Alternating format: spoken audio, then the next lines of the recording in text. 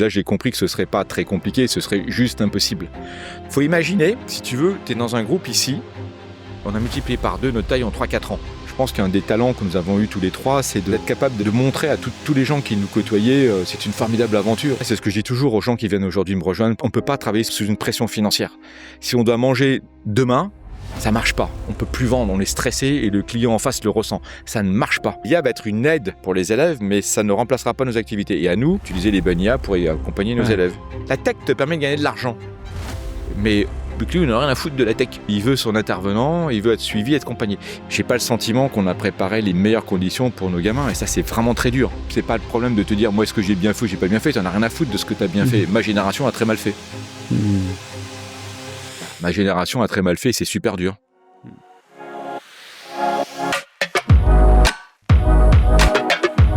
Bienvenue dans Let's Talk About You, le podcast qui part à la rencontre des hommes et des femmes qui influencent la trajectoire d'entreprises renommées. Nous connaissons leur société, mais nous ne connaissons pas leur nom. Nous utilisons leurs services, nous consommons leurs produits. Ils prennent des décisions qui influencent nos vies. Mais qui sont-ils ? Nous allons le découvrir ensemble. Je suis Homéric Dessart, entrepreneur, auteur et podcasteur. À travers ces échanges, je souhaite mettre en avant la personnalité de celles et ceux qui ont tant à nous raconter. Toutes les 2 semaines, retrouvez un nouvel épisode sur votre plateforme favorite. Pour les recevoir directement, je vous invite dès à présent à vous abonner. Très bonne écoute! Aujourd'hui, j'ai le plaisir de recevoir Maxime Ayache, président fondateur du groupe Domia. Un entrepreneur qui a fait de l'accompagnement et des services à la personne un véritable terrain de jeu entrepreneurial. Maxime a construit Domia autour d'une conviction forte. Professionnaliser un secteur longtemps sous-estimé, tout en plaçant l'humain au cœur du modèle. Pas juste des process, pas juste de la croissance, mais une vision à long terme. Découvrons ensemble son parcours, ses choix, ses doutes et les moments où tout aurait pu basculer. Comment passe-t-on d'une idée à un groupe structuré ? Qu'est-ce qui le motive encore aujourd'hui ? Et surtout, qu'est-ce qu'on ne voit jamais sur LinkedIn ? Maxime a tant à nous apprendre. C'est parti ! Bonjour Maxime. Bonjour Emric, merci de m'inviter, c'est un plaisir. On est chez toi, donc merci à toi de nous recevoir. Maxime, première question, est-ce que l'on peut se tutoyer ? Avec plaisir. Merci. Ma deuxième question, c'est toujours la même. Est-ce que tu peux nous partager ton état civil ? Ah oui, bien sûr. Alors, mon prénom, c'est Maxime, mon nom de famille, c'est Ayache. J'habite à Paris, j'ai 3 enfants qui sont des grands enfants, mais qui feront pour moi soit des petits-enfants, mais des grands. J'ai une fille qui a 34 ans, qui est entrepreneur. J'ai un garçon qui a 25 ans, qui est start-upper. Et puis, j'ai une petite dernière qui a 18 ans, qui fait ses études à Londres. Wow. Tu as transmis la passion déjà de la création de la valeur. Et puis, je suis marié avec ma femme depuis maintenant pas mal d'années, on compte plus, et qui m'a accompagné dans toutes ces aventures depuis le début. Si on rentre dans la thématique, est-ce que tu peux nous partager ton souvenir d'enfance le plus lointain ? Alors ça, c'est la question piège. En fait, j'en ai 2. Le premier, c'est que je me revois tout petit à l'école primaire. Et à l'école primaire, c'était c'était pas facile parce que j'étais toujours le dernier de la classe. Ça, c'était quand même un sentiment un peu dur. Et je me rappelle de choses assez compliquées, le rentrer en rang, les mains sur les épaules. Bref, c'était quand même un peu pénible. C'était pas très marrant. Après, j'ai une jeunesse, une enfance vraiment que sympa. Enfin, donc c'est que des bons souvenirs. Mais celui-ci était quand même un peu pénible, je dois dire. Et t'as dit qu'il y en avait 2. C'était quoi le deuxième ? Bon, le deuxième, c'est les souvenirs où je faisais beaucoup de sport à un moment donné. Et je me rappelle mon jeune frère qui avait triché au tennis pour gagner. Et ça, c'était quand même horrible. Mais c'est plus pour plaisanter. Et ton enfance, tu l'as passé où, à Paris ? Je l'ai passé à Paris. À Trouville, et avec mes copains. Et c'était une époque quand même qui était différente de celle d'aujourd'hui. On n'avait pas d'écran et en fait l'époque c'était ça fait un peu ancien combattant, mais c'était quoi ? C'était les copains, jouer au foot, jouer au tennis, faire du sport, s'amuser, dehors, sortir. Et puis lire, puis beaucoup lire. Donc maintenant, c'est une époque, il y avait encore une fois pas d'écran, pas d'ordinateur, pas tout ça. Donc on était dans des choses beaucoup plus simples. Et je pense que ça a fait des jeunesses extrêmement heureuses. On a eu d'autres problèmes, hein. On avait beaucoup d'autres, mais avec le recul, il ne reste que des bonnes choses. Ouais. Alors, enfance à Paris, à Trouville, comment ça se passe ? Est-ce que tu as dit tu étais dernier de la classe ? Au début. Ah, c'est quoi? C'est l'école primaire, De le l'école collège, primaire. lycée? Et puis alors après c'était après t'as le déclic, je dirais t'as un déclic et puis après j'ai une scolarité qui a été tout à fait bonne. Je vais pas sortir l'histoire, j'étais dernier de la classe et puis j'étais pas. Non, c'était pas le cas du tout. J'étais plutôt un très bon élève et j'ai eu une scolarité absolument sans aucune histoire. Mais j'ai pris beaucoup de plaisir dans ma scolarité. J'ai toujours été impressionné par quelque chose, à savoir on a tous deux trois professeurs qui ont géré un déclic et c'est de cela dont on se souvient. On se souvient aussi de deux trois professeurs qui avaient pas forcément ce talent pour le dire. Et puis probablement qu'on a tous et c'était probablement c'est ce qui m'a poussé avec mes associés tous une revanche, si tu veux, on a tous une revanche sur la scolarité, une injustice à gommer. On a tous, et puis quelque part un peu à Academia, ça a été un peu aussi cette réponse, même si, bien que ce soit pas notre moteur profond, je dis on, mais j'ai deux associés qui m'ont très très vite, j'en profite pour le dire, deux associés qui sont formidables et avec lesquels on a fait ensemble cette aventure. J'ai commencé, Philippe Collion m'a rejoint 4-5 ans après, et puis José Diniz 5 ans après Philippe, et après on a bâti tout ça tous ensemble. Donc voilà, c'est ça les points qui sont importants. Petite anecdote quand même, j'ai été au lycée Carnot en prépa. Je dois dire que le jour où on a ouvert notre première agence Academia en face du lycée Carnot, c'était quand même une saveur particulière. Tu savais qu'il y avait des clients potentiels. Oui, et puis voilà, puis c'est le clin d'œil en fait en réalité. Hein. C'est un clin d'œil. Tiens, une petite aparté, mais si tu avais dû être toi, si tu reparles à cet enfant-là, tu devais toi être client d'Academia, ça aurait été pour quel cours? J'avais pas besoin, scolairement parlant, j'étais un très bon élève. J'avais deux difficultés. J'avais un problème en anglais parce que j'ai un problème d'oreille, ce qui fait que dans les épreuves d'oral pendant certains concours, c'était un peu compliqué. Et puis voilà. Et puis j'avais pas de problème particulier. D'accord. Mais je pense que et c'est la grande leçon. On n'a pas en fait ça va nous renvoyer sur une nouvelle enseigne qu'on a créée qui s'appelle Terrascola.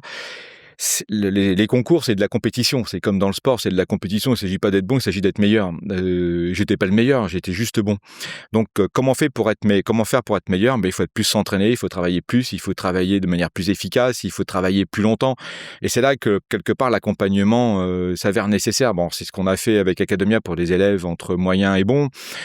C'est ce qu'on fait avec Terrascola. Donc, moi, je ne connaissais pas tout ça. Je l'ai découvert. Non, je connaissais pas absolument pas. Il y avait beaucoup de copains qui le faisaient, mais je ne savais pas. Et je suis convaincu je suis absolument certain qu'on prend un élève juste normal et on peut l'emmener au plus haut je dis pas sans difficulté, mais juste avec méthode, travail, on y arrive. Pour avoir été un très bon client, enfin mes parents, Academia, je peux te confirmer qu'effectivement, déjà, ça permet d'avoir le bac, là où c'était pas gagné. Oui. Et après, tiens, tu as peut-être une idée d'enseigne, c'est pour les entrepreneurs. Parce que ça s'apprend sur le terrain, mais il y a peut-être des choses à faire là-dessus. Les entrepreneurs, c'est autre chose. Il y a des choses probablement qu'on n'apprend pas. Hein. J'en vois passer régulièrement. Je dirais l'envie, la rage, la sympathie, de l'empathie. C'est des choses que je suis pas certain que ça s'apprenne. La résilience. Ça part de la motivation, ça part d'une motivation, ça part d'une rage, ça part de beaucoup de choses. Je suis pas certain. Je pense que ça peut s'acquérir, mais je sais pas si ça s'apprend. En revanche, il y a beaucoup de choses qu'on apprend. On apprend beaucoup de choses à l'école et il faut pas le mésestimer. Les cours de management sont essentiels, les cours de comptabilité sont essentiels, de marketing sont essentiels et ça veut pas dire qu'on peut pas les apprendre autrement, mais on gagne beaucoup de temps. Ouais, clairement. Beaucoup de temps. Donc oui, ça s'apprend, mais tout ne s'apprend pas. Heureusement d'ailleurs, sinon ce serait un peu dur. Si on fait une petite marche arrière sur la partie lycée, tu savais déjà ce que tu voulais faire après ou parce que tu as fait le M Lyon, si je me trompe pas. Oui. Comment ça s'est passé cette période-là? Tu as fait le tour des salons étudiants? Non, absolument pas. On est dans une époque un peu différente. Hein. Tristement pour moi, je suis bien plus âgé que toi. Une époque où c'est quoi les meilleurs élèves, ils vont en classe prépa ou ils vont en médecine. Moi, je voulais pas aller en médecine, donc j'étais en classe prépa. J'avais pas envie d'être ingénieur, donc on fait des écoles de commerce. Moi, c'est des études et des formations qui m'ont profondément passionné. Donc j'ai beaucoup aimé. C'était très très varié, très divers. Donc d'abord c'est un choix de formation avant d'être un choix de métier. J'ai adoré. J'en suis sorti frustré parce que j'ai eu 2 ans de suite à l'oral d'HEC 1, ce que j'ai trouvé très très injuste, d'où mes frustrations et probablement que ça alimentait ma rage, ma rage par la suite. Puis j'ai été à Lyon, qui était une formidable école, et voilà, j'ai beaucoup aimé. Après non, non, il y a pas de salon, j'ai rien fait.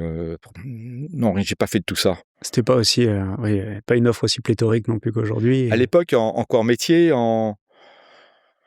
en métier, à ce moment-là, les métiers qui étaient offerts aux diplômés, c'était les métiers de la banque, c'était les métiers du conseil avec essentiellement l'audit. C'était à peu près les grandes activités qui proposaient des offres aux meilleurs diplômés.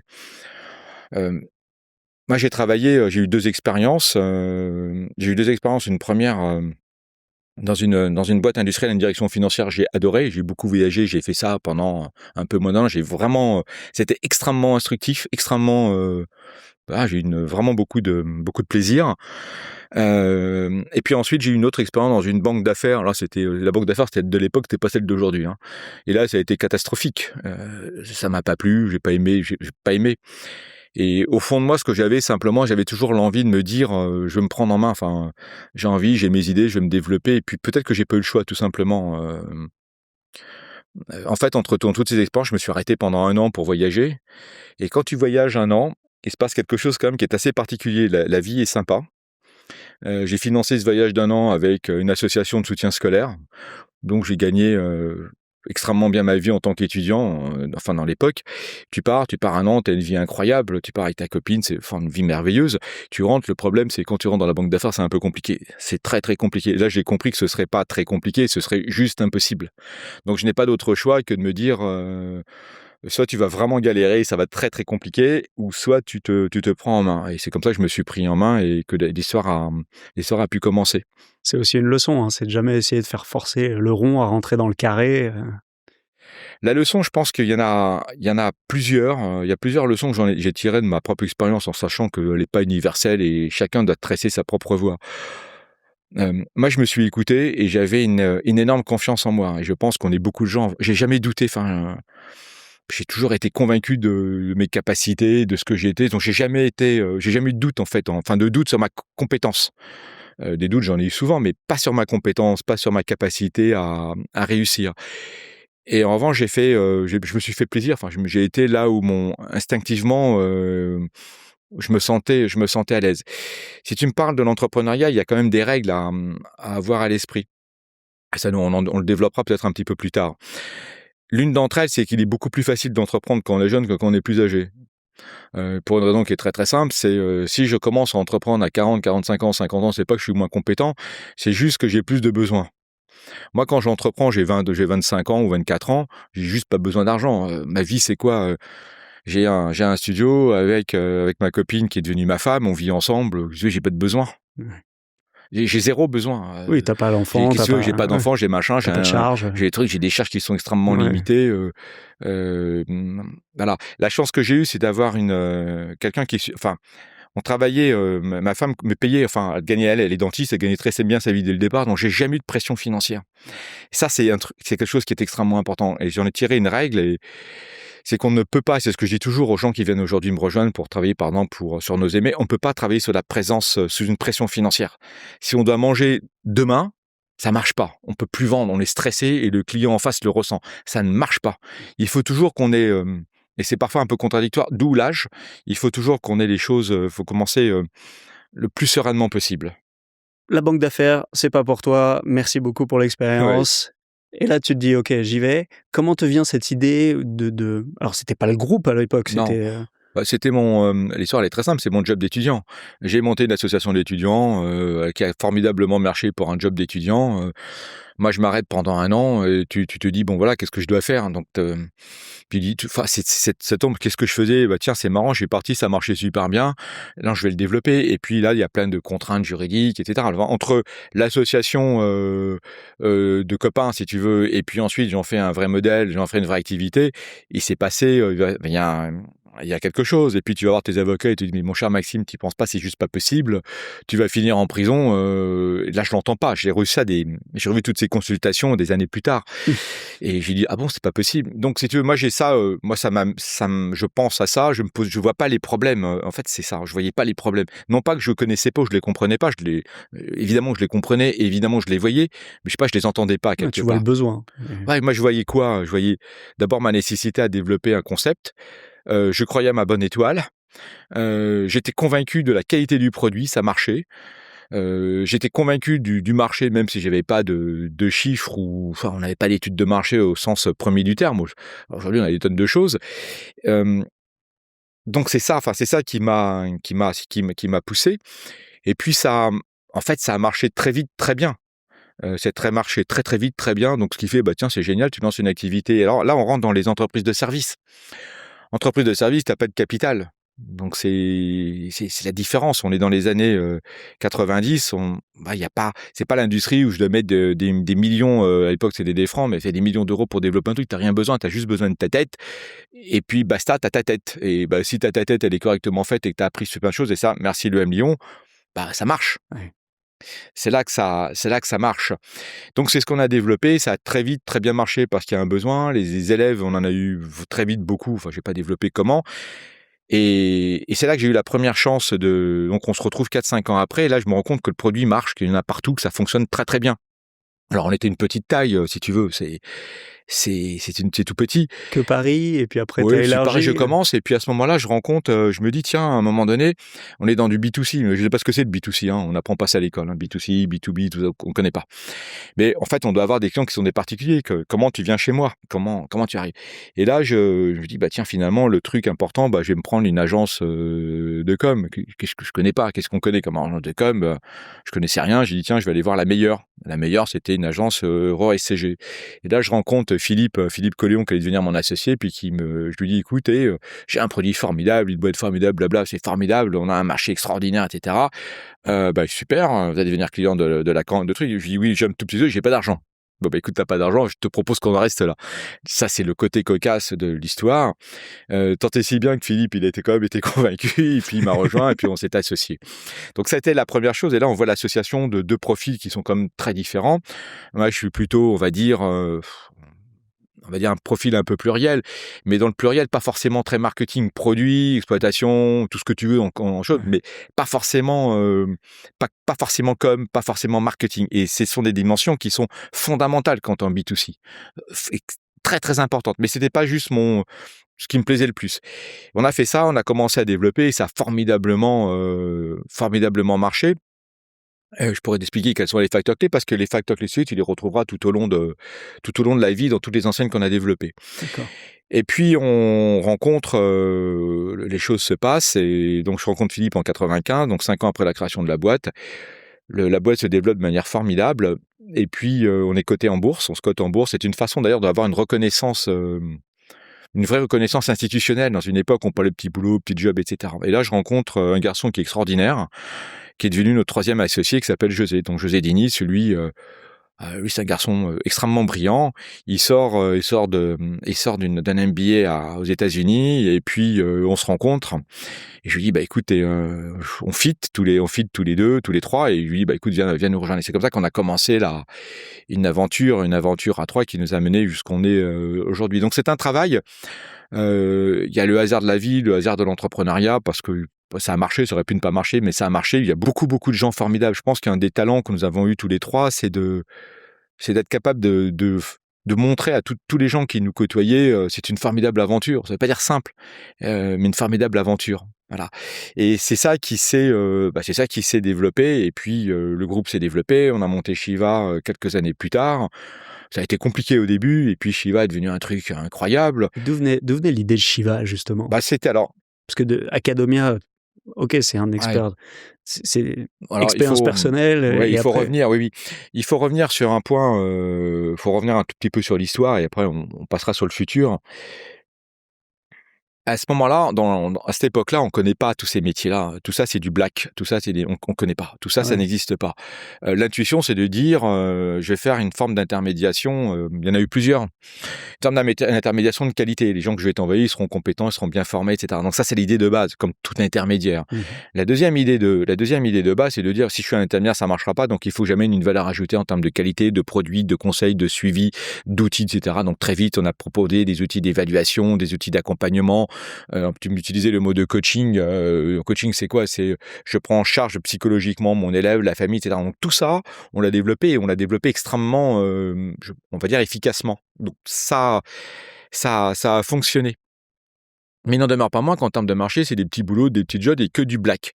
Et puis il y a eu quelque chose qui a été formidable, qu'il faut avoir à l'esprit, qui a été aux 2 événements majeurs. Le premier, c'est que le MEDEF a une première réflexion à cette époque-là, 95 par là, donc ça nous amène il y a longtemps, dit mais attends, mais tous ces métiers du domicile, les cours, les femmes de ménage, tout ça, finalement c'est un vrai business, quoi. C'est des vrais trucs, c'est que du black. Et donc il y a des gens au MEDEF, je pense au malheureux Pierre Belon, type extraordinaire, accompagné par des gens, par les présidents du MEDEF de l'époque et des gens comme Christophe Salmon qui ont dit mais c'est des vrais business.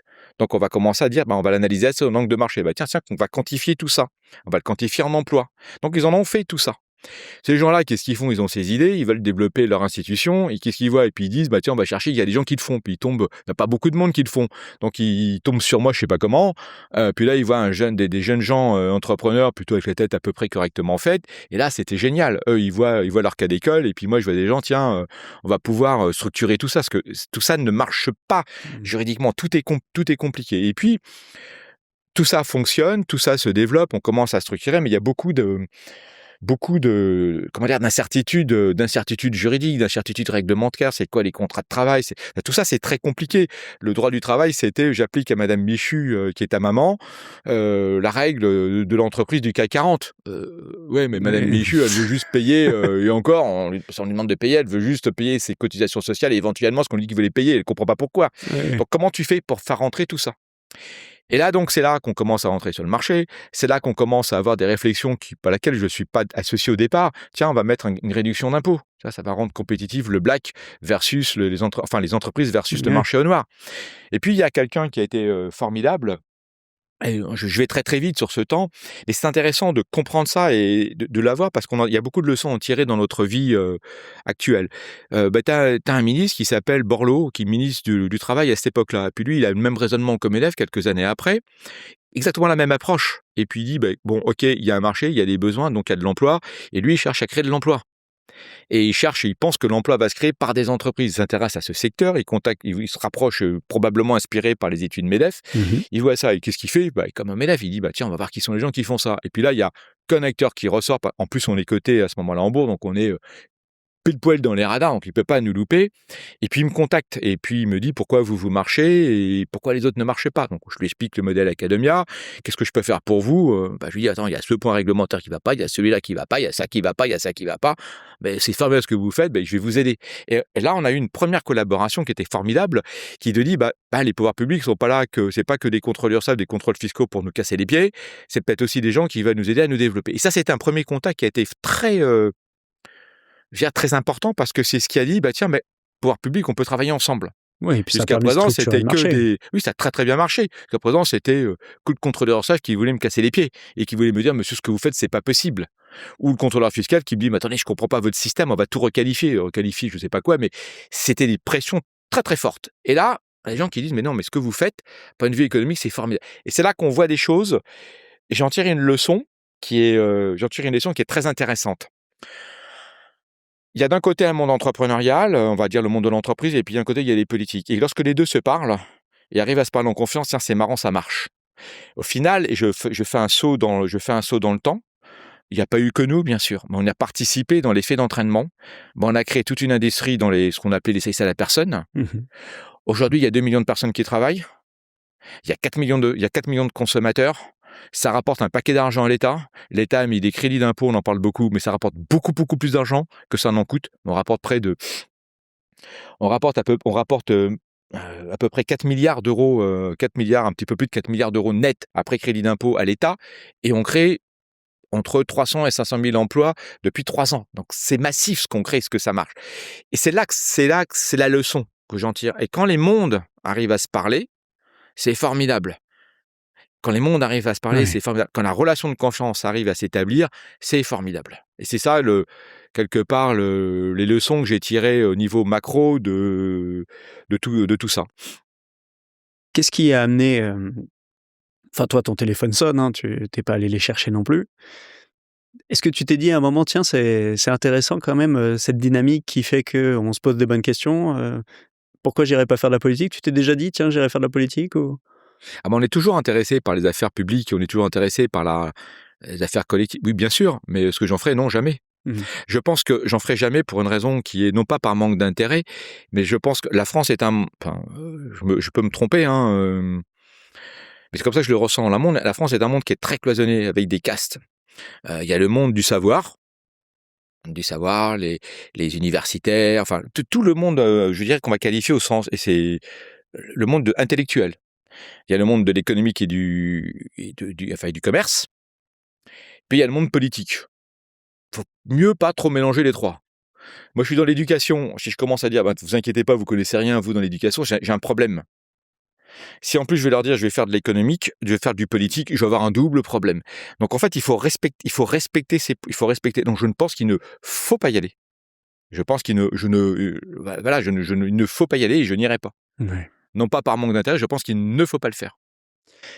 Si on revient sur la création de Shiva, c'était en quelle année?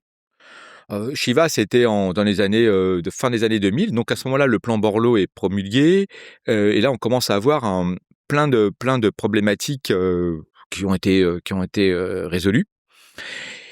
Notamment l'une sur le modèle économique mandataire, et ça c'est un point très important. Et donc à ce moment-là, on voit bien les choses deviennent très très claires.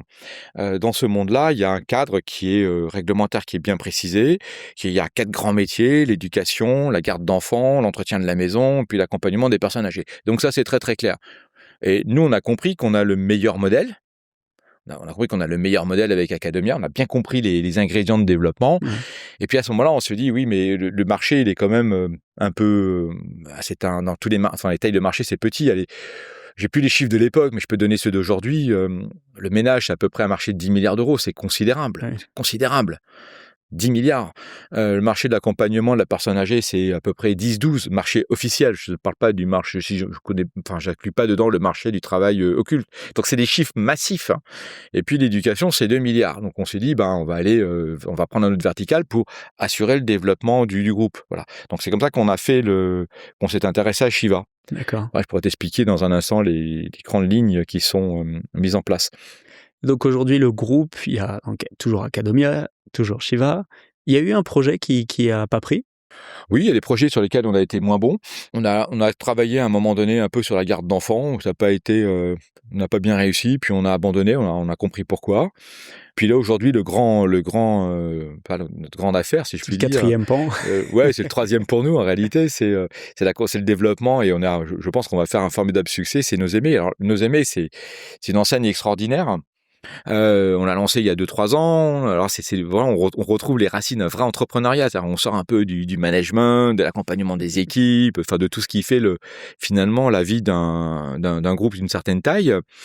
Et là on dit on va lancer une nouvelle enseigne, quoi. Mais nous on n'a pas de croissance, par acquisition en fait. On n'a pas cette possibilité malheureusement, donc on est toujours, chaque fois qu'on y va, de zéro, quoi.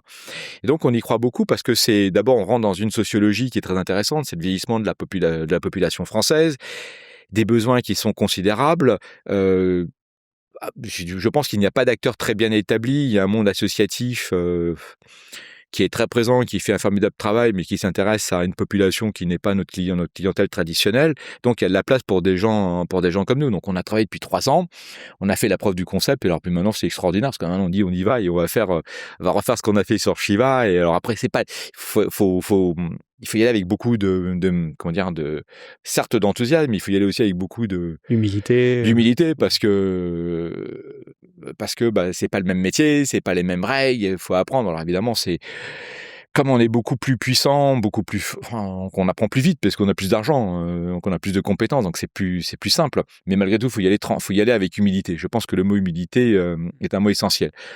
Voilà, donc ça, c'est notre grande affaire et du moment. Et c'est quoi la proposition de justement de nos aînés? Alors, la proposition de nos aînés, c'est d'aider les personnes d'un certain âge, donc les personnes dites âgées, qui commencent à être situées à un âge un peu avancé dans leur vie, à rester à leur domicile et de les accompagner dans leur quotidien. Alors, une personne âgée ça a des problèmes, si tu veux, parfois de mobilité, des problèmes dans sa vie quotidienne. Donc, on a besoin des choses qui sont quand même un peu dures. Faire sa toilette, faire ses courses, ça, c'est des choses qui sont... Alors, bien souvent, l'alternative, c'est l'EHPAD, mais l'EHPAD, c'est terrible pour beaucoup de gens. Mmh. Très peu de gens le veulent. Donc, nous, en fait, notre activité à nos aimés et dans ces métiers, c'est d'aider les gens à rester chez eux.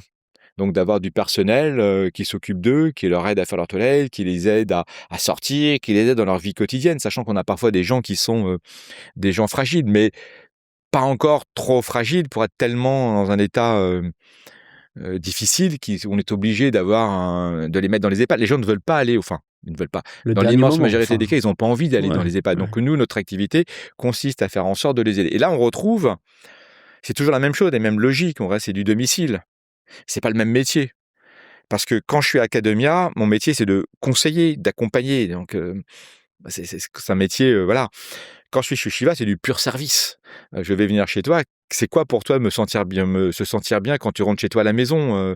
Quels sont les éléments que tu aimes pour avoir dans ton repassage? On a tous nos petits trucs, nos manies, nos lubies. Chacun a ça, mais on n'a pas les mêmes. Donc, c'est de bien le comprendre et puis d'être capable de te satisfaire. Là, quand je suis sur nos aimés, c'est une autre nature d'exigence. C'est d'abord le soin de la personne, le soin de personne âgée. C'est une grande responsabilité. Et les gens qui font ça sont des gens formidables.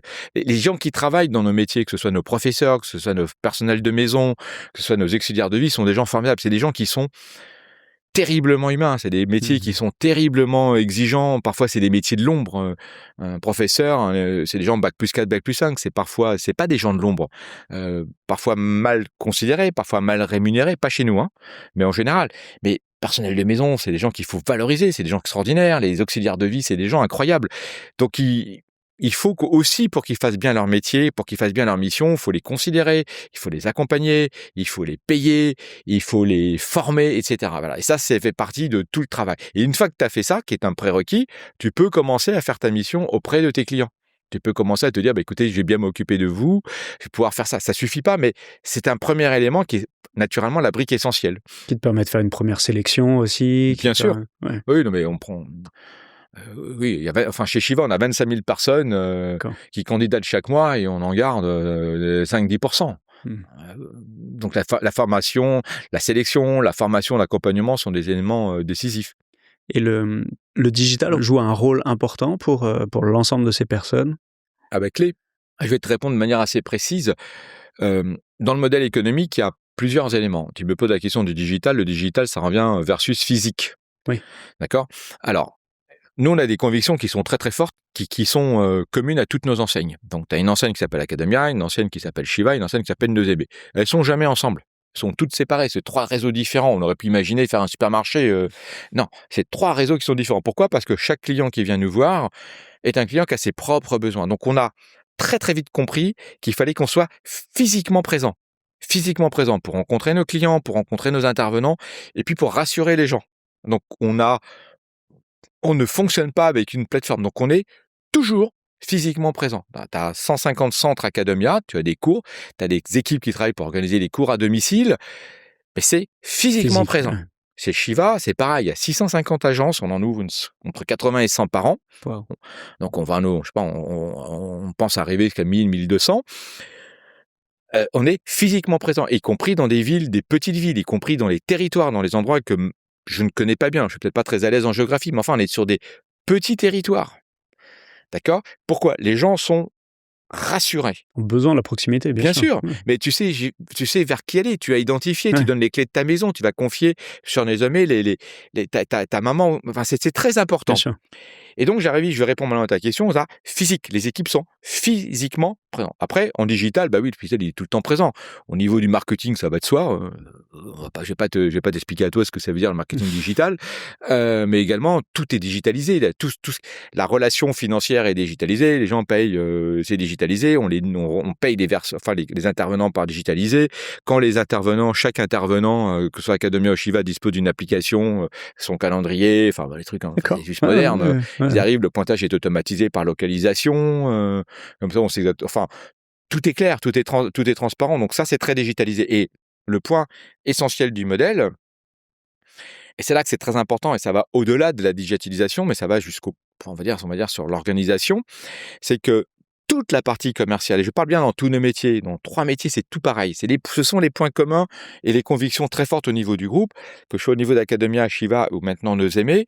Tu as toujours le commerce, la vie économique se fait localement, et les gens qui travaillent dans ces établissements ne font que s'occuper de leurs clients et de leurs intervenants, que de la relation client, de la qualité, du suivi, de l'accompagnement, donc naturellement avec les règles de chaque métier. Et en revanche, toute la vie administrative, et elle est compliquée, la vie administrative, financière, administrative, les fiches de paye, etc. Tout ça, c'est très très lourd. Il y a 300 000 familles clientes au niveau du groupe. 300 000, c'est quand même... Donc, tu as 300 000 personnes qui t'ont payé tous les mois. Et une fois, 2 fois, 3 fois par mois.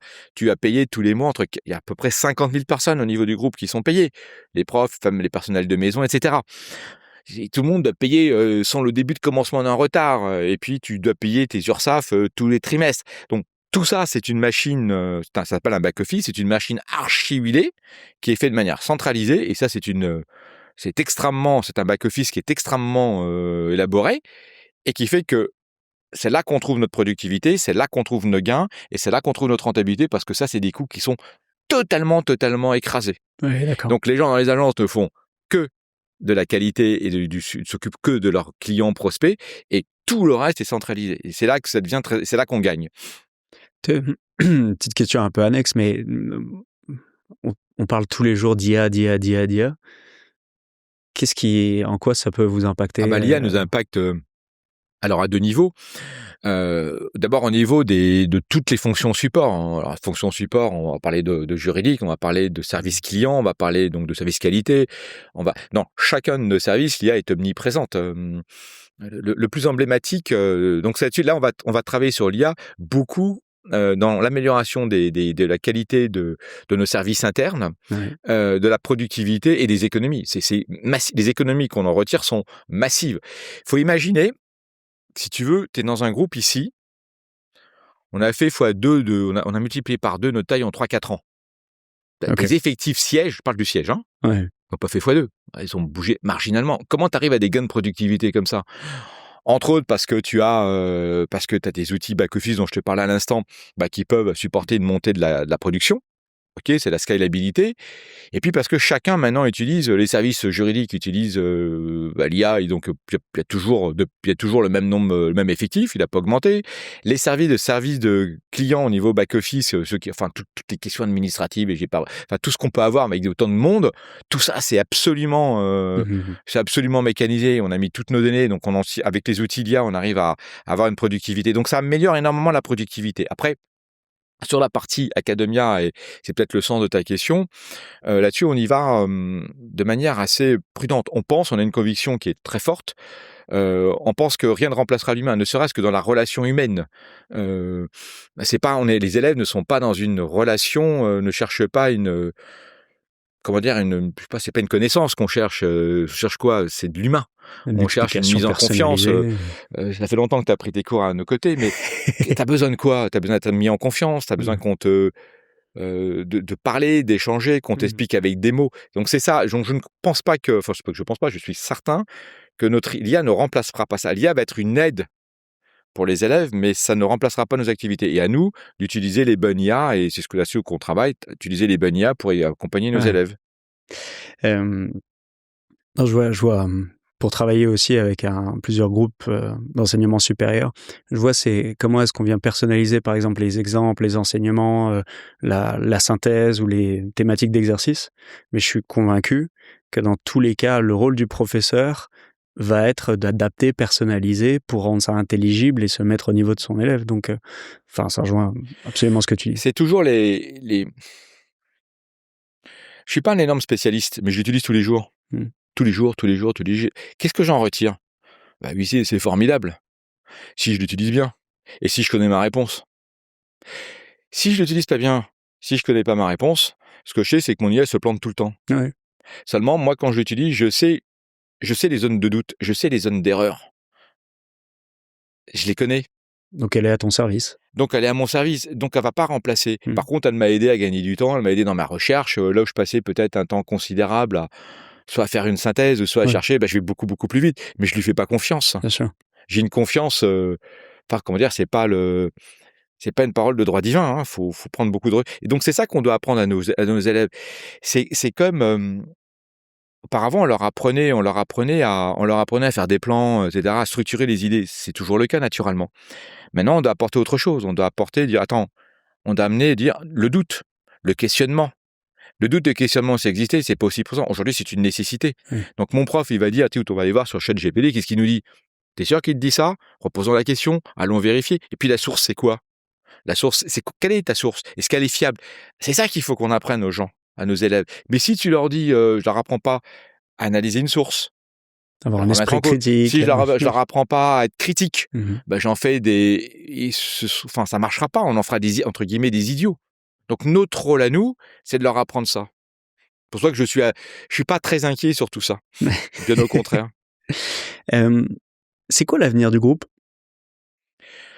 Alors d'abord l'avenir.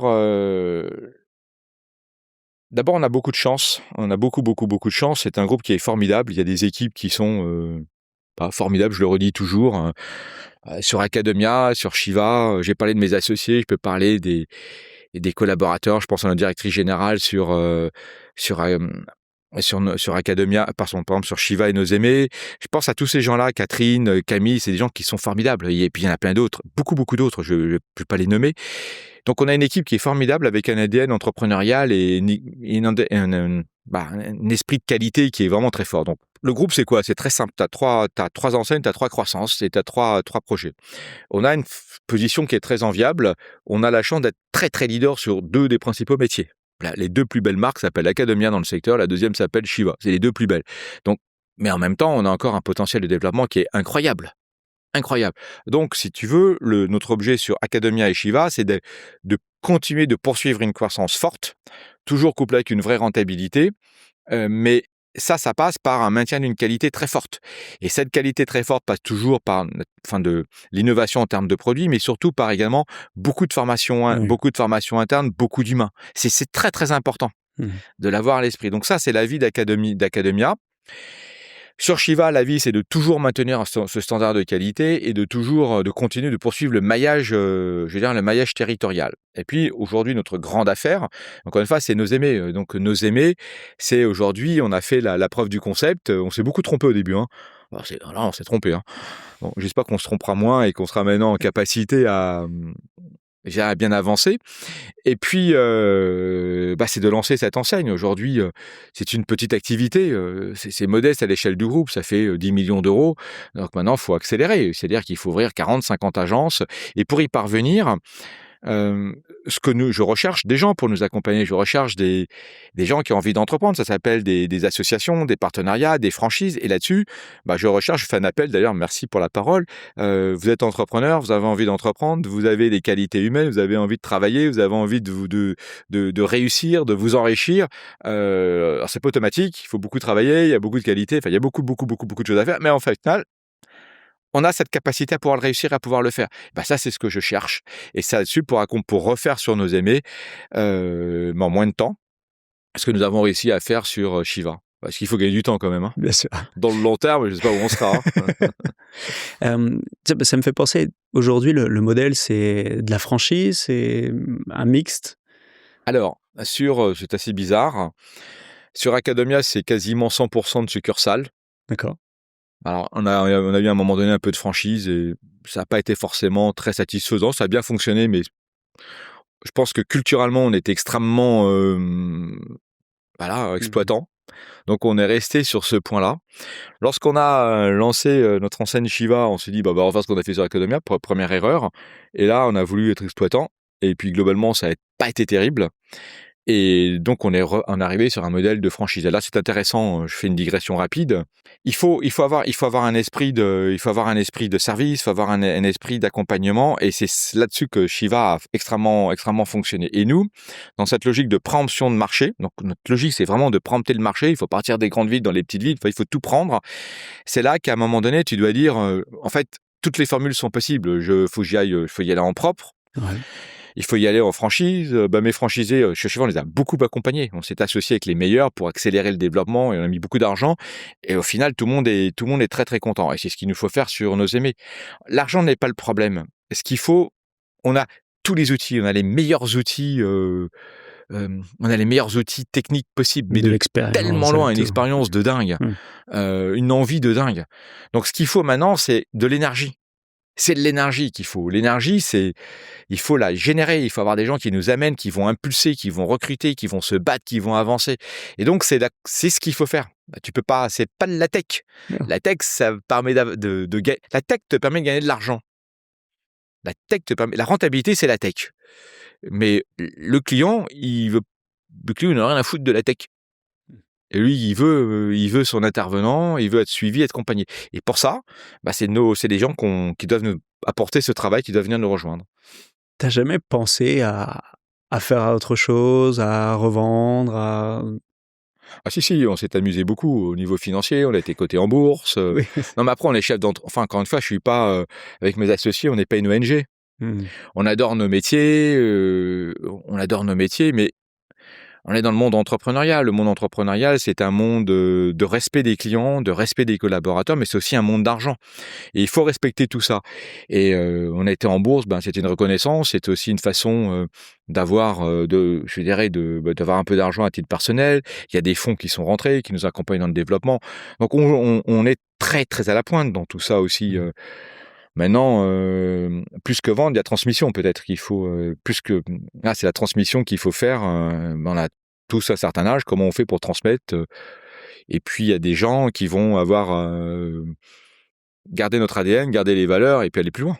C'est le but. Alors, et tu as 3 enfants. Est-ce que ton souhait, ça serait justement qu'il n'y en ait pas un des 3 qui continue ou... Non, parce que j'ai aussi 2 associés qui ont chacun plein d'enfants. On a des partenaires financiers qui sont des fonds d'investissement à nos côtés.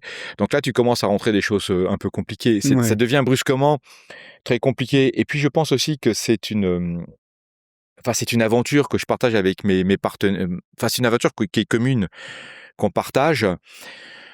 Je suis pas certain que ce soit je suis pas certain que ce soit la vie de mes propres enfants, qu'ils ont envie de rentrer là-dedans. Après, moi, j'essaye de leur donner un goût entrepreneurial parce que ce sont mes convictions et puis c'est à eux de choisir et de les aider, de les accompagner.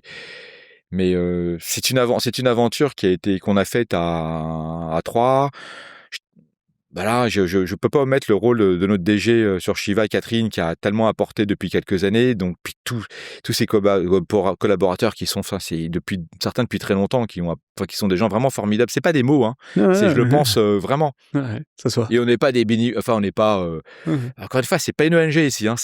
On est dans l'exigence, on est dans la qualité, on est dans la rentabilité, etc. Enfin, c'est parfois, c'est dur, mais en même temps, c'est très humain. Non, mais d'un côté, t'as un service à fournir et de l'autre, t'as aussi des familles à nourrir. Donc, c'est propre du commerce, quoi. Ça s'appelle le commerce, la vie des affaires, la vie des entreprises. Bien sûr.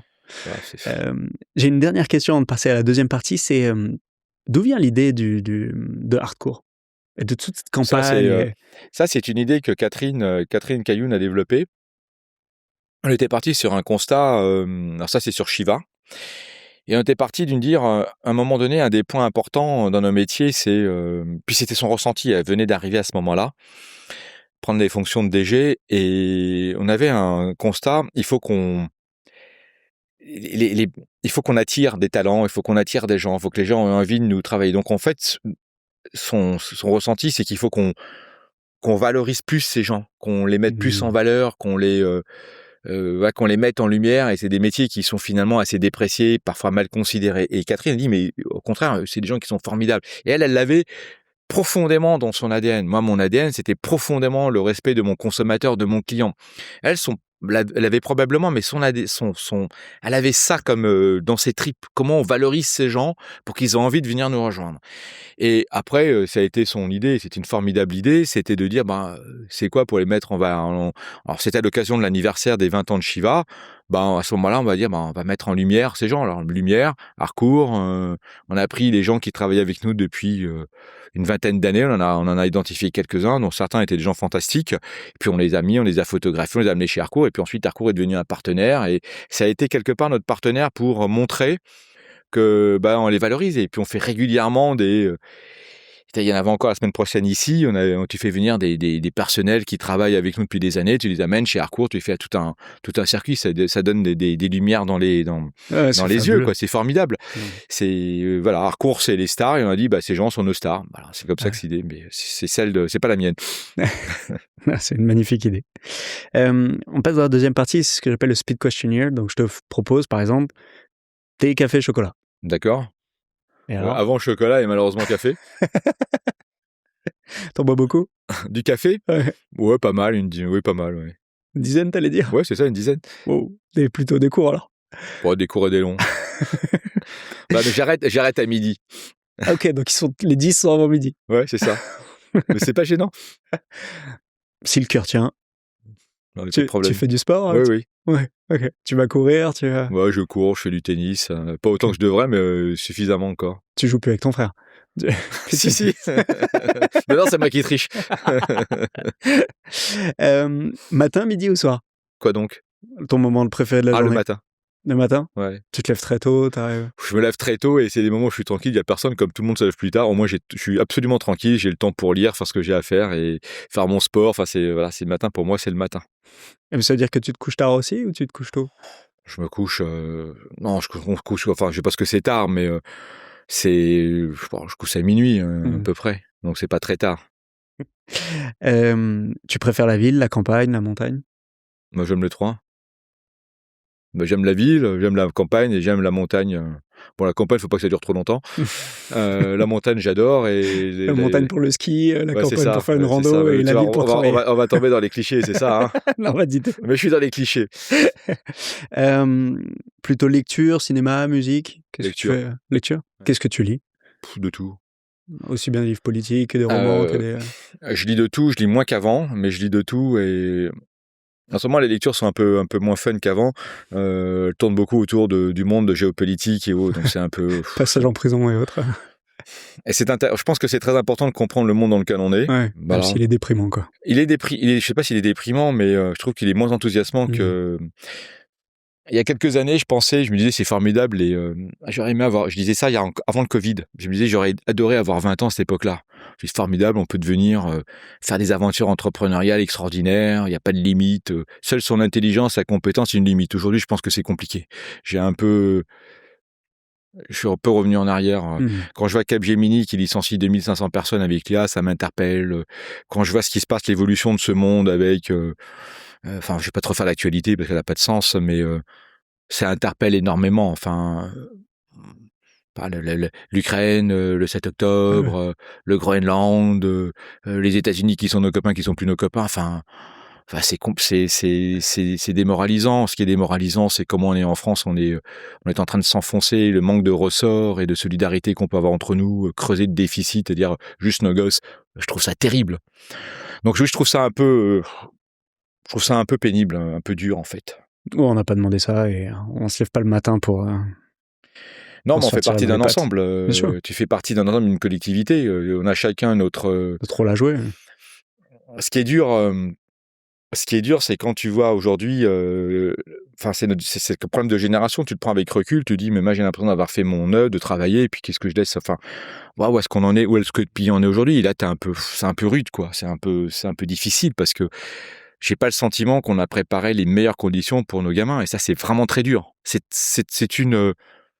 Mais c'est pas un problème, c'est pas le problème de te dire, moi, est-ce que j'ai bien fait ou j'ai pas bien fait? T'en as rien à foutre de ce que t'as bien fait. Ma génération a très mal fait. Ma génération a très mal fait et c'est super dur. C'est comme dans un match de foot où... Voilà, t'avais À un moment donné, tu avais les 3 meilleurs joueurs, les 3 meilleurs attaquants, je pense à, je sais plus quel était ce match, France, je sais plus quoi. Puis il y avait 3 très bons joueurs de foot, et puis on s'est retrouvés, on a été éliminés, on a pété la Coupe du Monde, mais on pensait être champion du monde. Ouais. Je sais plus quel était ce match, mais ok, t'étais un bon joueur, mais on a tous perdu. Ouais. Et j'ai l'impression qu'on en est un peu là. Alors, on a des bons joueurs, mais on ne gagne pas. Printemps, été, automne ou hiver? Printemps, été, automne et hiver. On va dire l'été. Travailler au bureau, télétravail, coworking? Non, j'aime pas le coworking. Je travaille tout le temps et j'ai pas de problème à travailler chez moi, mais je préfère être au bureau. Tu travailles dans la voiture aussi? Travailler dans la voiture, je téléphone dans ma voiture. Allez, encore une dernière. Innovation, tradition ou disruption? La disruption. Moi, ce que j'ai Il faut les beaucoup... trois, hein, il faut les trois. Ouais. Attends, on est les trois, mais intuitivement, je préfère la disruption. La disruption, c'est vachement intéressant parce que disrupter pour disrupter, c'est une façon sûre de perdre. Donc, c'est comment disrupter et gagner.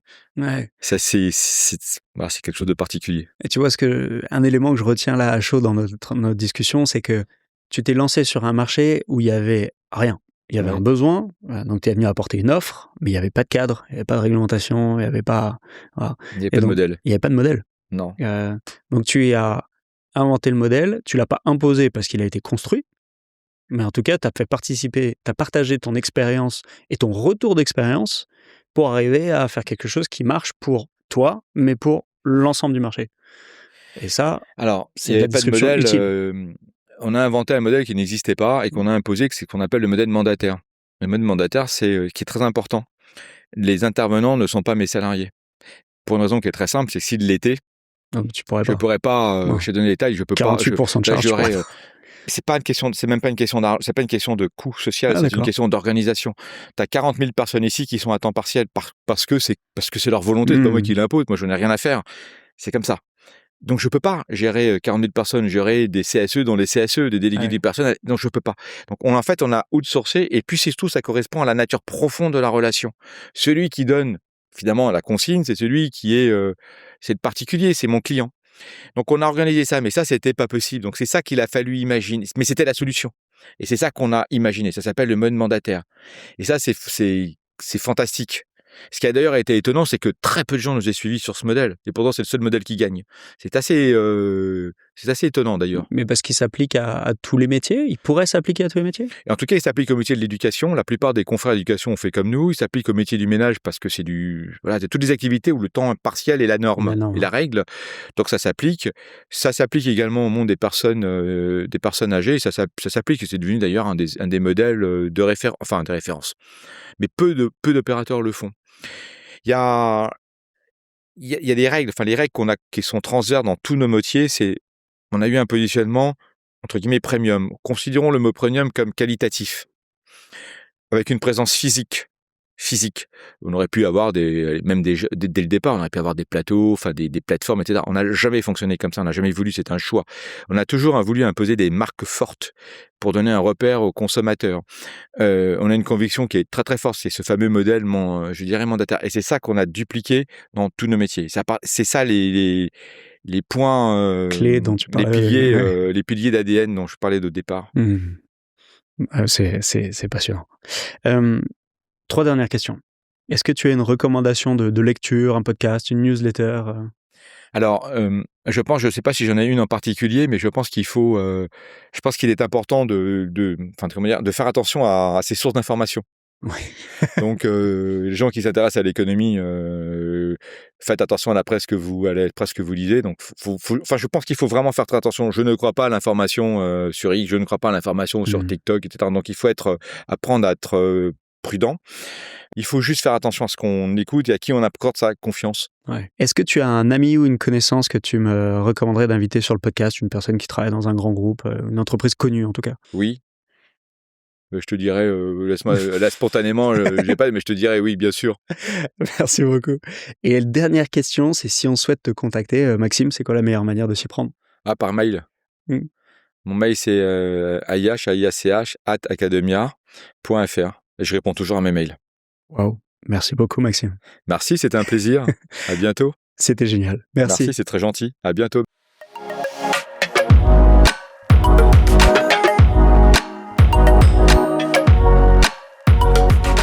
Merci de nous avoir accordé votre attention et j'espère que cet échange vous a plu. Si c'est le cas, je vous invite à commenter cet épisode sur Spotify et YouTube, mais également à vous abonner sur votre plateforme favorite. Vous pouvez également m'envoyer un message sur LinkedIn, j'y répondrai avec plaisir. On se retrouve dans 2 semaines pour un nouvel épisode.